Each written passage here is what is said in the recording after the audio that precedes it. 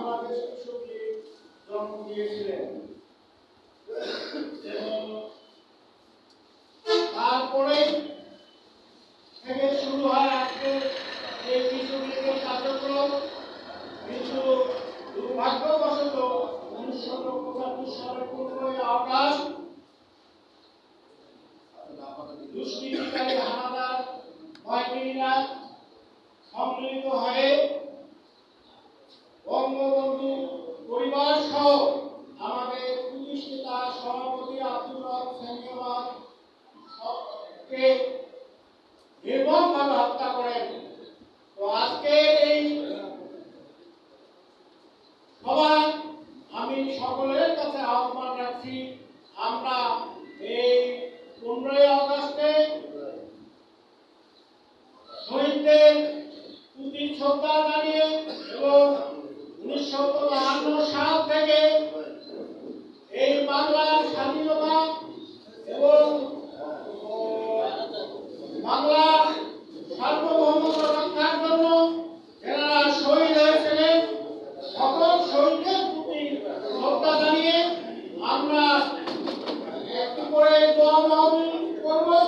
দোয়ার অনুষ্ঠানে আপনারা কায়ম মনোবাদকে দোয়া করবেন, সকল শহীদদের আত্মার প্রতি দোয়া করবেন। ভাইরা আমার, এই 1972 সালে সৃষ্টি করা কৃষক লীগের প্রতিষ্ঠা হওয়ার পর থেকে বঙ্গবন্ধু চেয়েছিলেন কৃষক লীগকে প্রতিষ্ঠিত করার জন্য, কিন্তু 15ই আগস্ট এই হত্যাযজ্ঞের পর আর এই কার্যক্রম থেমে যায়। তারপরে 1996 সাল থেকে 2001 সাল পর্যন্ত বঙ্গবন্ধুর কন্যা জননেত্রী শেখ হাসিনা আবার এই বাংলার ক্ষমতা গ্রহণের পরে আবার উনি এই কৃষক লীগকে সুসংগঠিত করেন এবং গতিশীল করার জন্য বিভিন্ন প্রক্রিয়া কার্যক্রম চালান।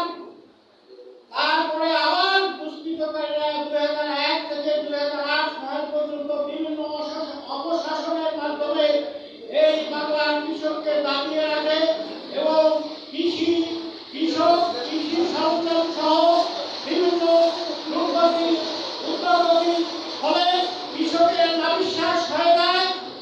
আবার আল্লাহর অশেষ রহমতে 2008 সালে জননেত্রী শেখ হাসিনা ক্ষমতা গ্রহণের পরে আবার উনি কৃষক লীগকে সুসংগঠিত করলেন এবং কৃষিকে সামনের দিকে এগিয়ে নেওয়ার জন্য উনি আবার কৃষক লীগকে সুসংগঠিত করলেন। আপনারা জানেন জননেত্রী শেখ হাসিনা সার, বীজ, তেল সহ বিদ্যুৎ সহ সব কৃষকের সুবিধার জন্য সবকিছু ন্যায্য মূল্যে দিয়েছিলেন এবং কৃষি উপকরণ বিভিন্ন ভর্তুকির মাধ্যমে দিয়েছিলেন। আমরা এগুলি হয়তো পেয়েছি, অনেক সময় আমাদের লোকাল নেতৃত্বের দ্বন্দ্বের কারণে ঠিক মতো পাই নাই। তবে আল্লাহর রহমতে, অশেষ রহমতে এবার আমাদের মাননীয় সংসদ সদস্য জননেত্রী অ্যাডভোকেট মতিয়ার রহমান সংসদ সদস্য নির্বাচন হওয়ার ফলে আমরা আশা করি আমরা লালমনিরহাটে কৃষক এবং কৃষক লীগের দাবিগুলি যথাযথভাবে আদায় করতে পারব মতিয়ার ভাইয়ের মাধ্যমে। ভাইরা, অত্যন্ত দুঃখের বিষয়, আজকে আমাদের এই সভায় প্রধান অতিথি হিসেবে জনাব অ্যাডভোকেট মতিয়ার রহমান ভাই উপস্থিত থাকতে চেয়েছিলেন, কিন্তু বিশেষ কোনো কাজে উনি পরশুদিন হঠাৎ ঢাকায় চলে যান। উনি তো এখন সংসদ সদস্য, ওনার বিভিন্ন কাজ, উনি ঢাকায় চলে। তারপরেও গতকাল রাত্রে উনি বলছে যে আমি চেষ্টা করবো তোমাদের সবাই অংশগ্রহণ করার জন্য। এখন বাকিটা আল্লাহ ভরসা। আমরা এখন যেহেতু আজকে নামাজের দিন, শুক্রবার, আমরা আমাদের সবার কাজ চালিয়ে দেব।